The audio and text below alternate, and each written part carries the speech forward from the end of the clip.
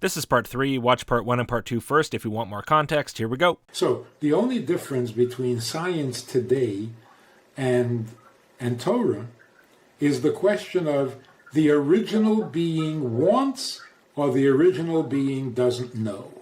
That's it.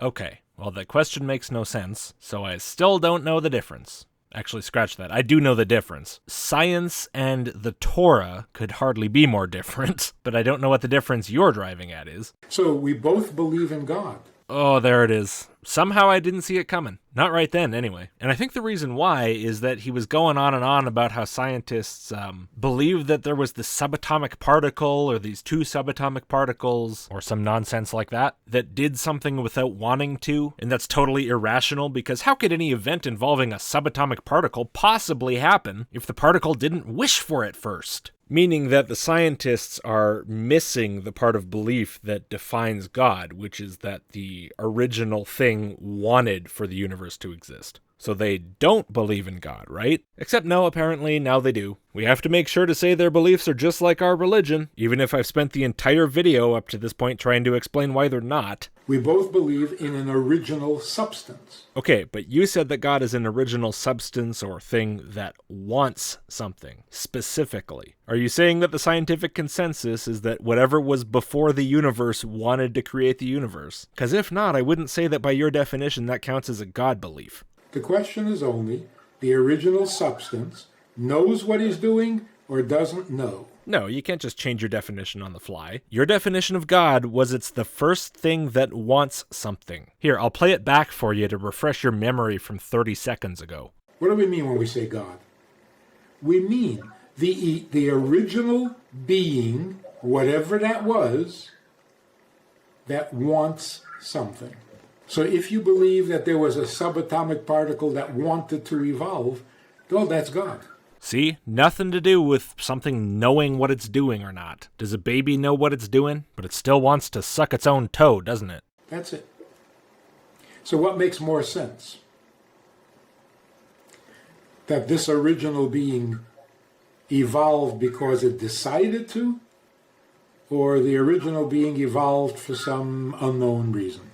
Well, I don't know, Rabbi. Maybe we should find out what the unknown reason is before we discount it. Might make a whole lot more sense than a subatomic particle existing in nothingness that knew that it wanted to become the universe and so just somehow did. I mean, it's hard for anything to compete with that, but you never know. See, that's a very good question. No, it isn't. But that's a logical question. And logic is a thing of science that can never be the final word. That can only get you as far as, I don't know, maybe. Because of that question, I believe in the Torah. So you believe the Torah is the final word on truth because of a question based on logic, which can never be the final word on the truth. Your belief on what the final word is based on something that can never possibly be the final word, in your opinion. Seriously, I asked it before, but I have to ask again. Do you listen to yourself? You're shooting yourself in the foot brutally, like every 2 minutes. Because the Torah is basically that being telling us what he decided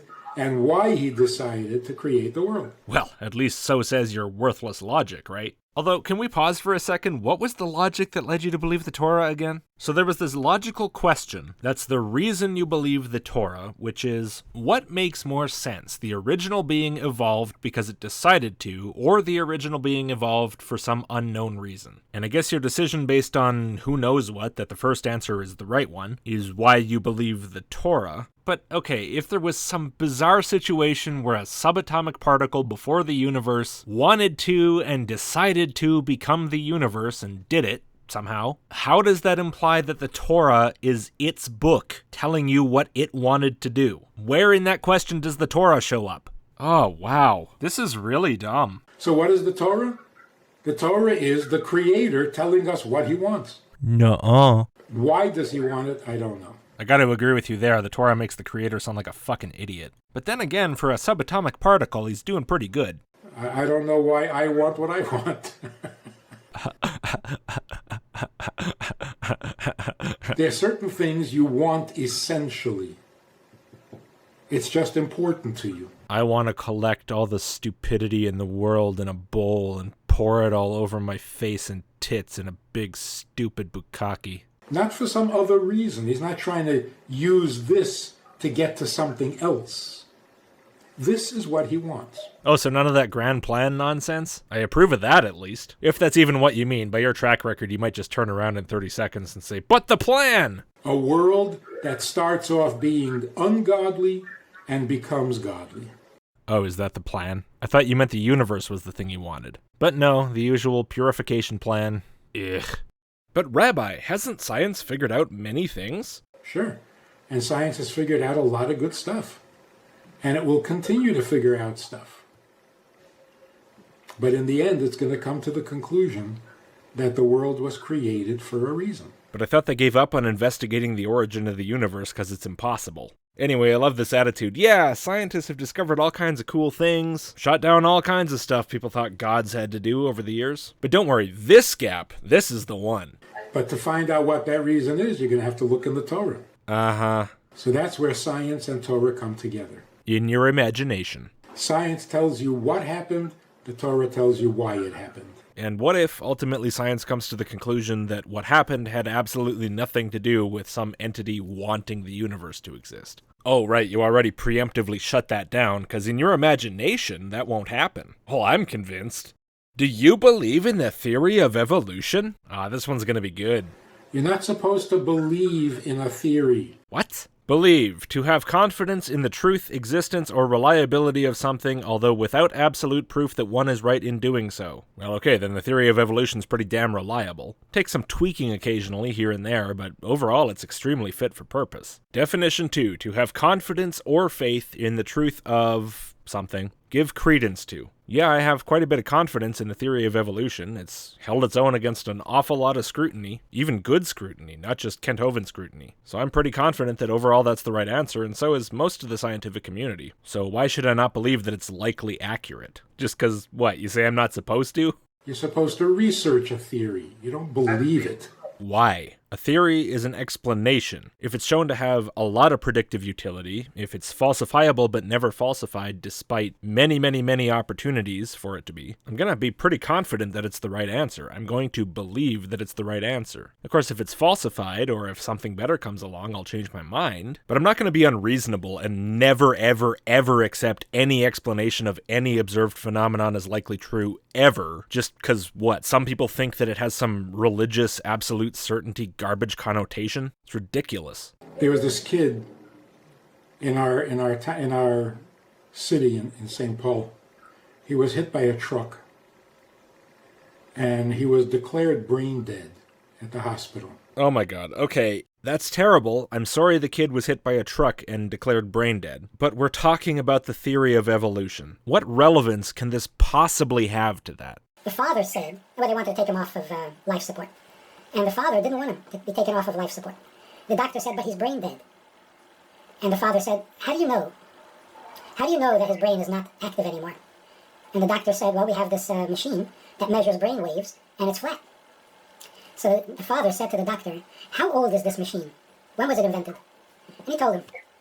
So the father said, 10 years from now, will they have a better, more sensitive machine than the one we have now? And the doctor said, yeah, probably.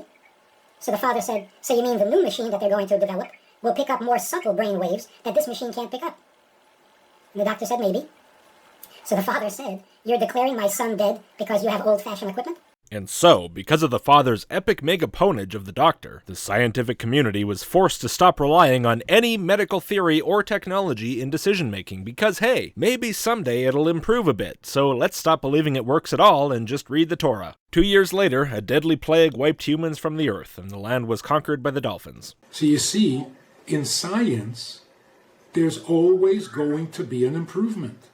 There's always going to be new discoveries. Okay, so how much does any given theory or any given piece of technology or any given understanding of anything have to improve before you'll say, okay, yeah, that seems about right to me? Or if you have a theory that explains 99.9% of what it sets out to explain and the other 0.1% doesn't disprove it, it's just something we're not sure about yet, do you just ignore it outright or pretend it's on equal terms with every other idea because it hasn't reached 99.99% yet? And then if it does, you still ignore it because it hasn't reached 99.99% 99.999%? At what point do you stop being a stubborn idiot and just say, yeah, based on the evidence, at the moment I believe that's pretty much the right answer until somebody proves otherwise? Is there any point at which you do that, or are you just going to play that game where you say, well, if it's only 99.9% likely, then it's equally as likely as every other thing, no matter what the evidence says? When the scientist says the world is 16 billion years old, he's talking like a historian, or he's talking like a religion. Okay, well then the first one, I guess, is the closest, the historian one. I guess it's not a perfect comparison, but a good historian will try to base their understanding on some sort of evidence of what was happening. In their case, it's largely documents and archaeological evidence and whatever, but the general spirit of the thing is the same. Like, what are you saying about historians here? Are you saying historians believe their version of history with absolute certainty? That it's not subject to change with overwhelming contradictory evidence? To me, this sounds kind of slanderous against historians. You make history sound like a religion. It's not that bad. He should say, honestly, the world appears 16 billion years aged. Ooh, I'm sure you think there's some big important distinction between old and aged that you're just itching to tell me about. But yeah, for the most part, that's what they will say. At least if you press them on it so they feel like they should bother wasting their time. I mean, if they're talking about what the evidence points to, if they're talking about what the theory is, if they're just trying to tell you what they think, they're not going to bother qualifying every little statement. In most circumstances, it's incredibly obvious just from what they're talking about that they're talking about what a theory says, what some data says, whatever. They don't need to explain it to you constantly like you're a tiny little baby. But if you ask them, hey, is that the final word? Are you completely sure that that's exactly the right answer and that'll never change? They'll say no. I'm almost certain of that. I don't even know which scientist you're thinking of, but whoever it is, I bet that's the answer you'd get. And you know what? I would advise anyone, scientist or not, that should be the answer they give for every single belief they hold. Just a little room for doubt is a healthy thing. Helps you stay flexible, keeps you open-minded. Looking at you, Rabbi. How long it's been sitting there, I have no idea. I'm not a historian. Seriously, what do you think historians do that you think they have the final word, the correct answer on history? Period, end of story. You're dunking on scientists for their information being so much less reliable than the information historians give you, and I don't think you know a damn thing about the work historians actually do. You seem to think their job is just to kind of receive the truth. That's real science. What's real science? Saying that not everything you're saying is necessarily 100% perfectly true? Unlike what the infallible historians say. Well, okay, have you ever glanced at a scientific paper? Or did you ever just pick up a scientific journal and leaf through it? If you had, you would know the tone that scientists tend to speak in, especially in their publications. But that doesn't change the fact that the fundamental understanding underlying most of modern science does an exceedingly good job of explaining a lot of different pieces of evidence in a lot of different categories, and shows no sign of being totally discarded anytime soon. Modified a bit here and there, yeah, sure, but in the case of, for example, biological evolution, which apparently is what this section is about, the general idea is pretty much a done deal, at least by what the evidence says. Now, of course, you can say, but the Torah! I think that's true, so yeah, maybe that. Yeah, okay, well, all kinds of people can shout about all kinds of books, but in that case, you need to point to evidence that supports the book. Just sitting there in your room trying to throw shade at science that you haven't accurately represented once in this video isn't good enough. And no, not even if you say, I'll get you someday, science! You'll believe me then!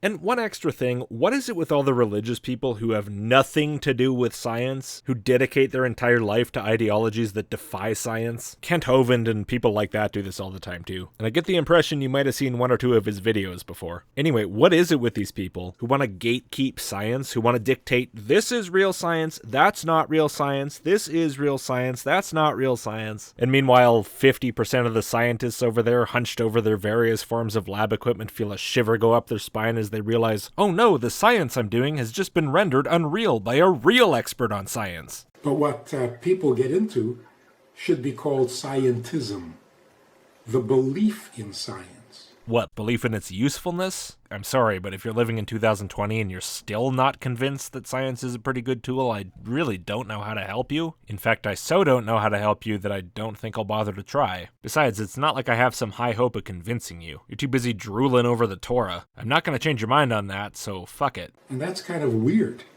because it's not religion and it's not science. Okay, so my best understanding of what you just said is that to believe that science is the best tool that we have to observe and explain the universe around us, and to help us verify as best we can our conclusions about that universe, is neither religion nor science. Yeah, I can agree with that. It's kind of just an opinion on the value of the scientific method. I don't know why you'd call it weird that an opinion about religion or about science doesn't fall into the categories of religion or science. It seems extremely obvious and kind of the opposite of strange. It's not logical and it's not true. What's not true? That science is a real good way to figure stuff out? I mean, you said that yourself in this video. And science has figured out a lot of good stuff. Science has figured out a lot of good stuff. Hey, what do you mean by that if you don't mean that it's reached conclusions that you think are most likely true, that you believe? If it doesn't mean that, it doesn't seem to mean anything. It's just dogmatic. So if you talk to a really honest scientist, he would never say,